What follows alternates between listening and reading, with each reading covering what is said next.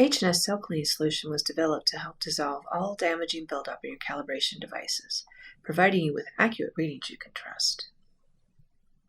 Keeping your meters clean is an important part of calibration. A contaminated meter can read lower than expected. It may even read out of tolerance values for conductivity. IBP meters have a depth-in style of conductivity probe. Contamination on the conductivity probe can lead to lower than expected and even out of tolerance readings for conductivity. To cell clean, remove the flow-through adapter and insert the conductivity probe in a large beaker. Then fill the beaker with cell cleaner until below the O-ring. Flow-through adapters also become contaminated and should be cleaned by inserting it into the beaker. Note: do not insert the electronic portion of the conductivity probe into the cell cleaner. Permanent damage can occur to the PCB inside due to moisture.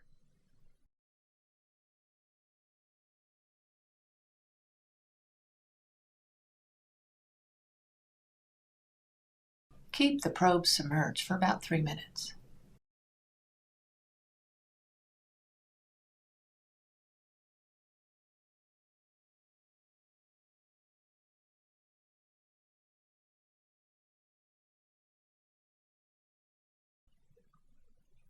IBP meters that are not properly cleaned can become contaminated to the point where there is an odor when the adapter is attached from the probe. To prevent this, rinse the probe with RO water after each use and cell clean if conductivity readings fall low or as needed. It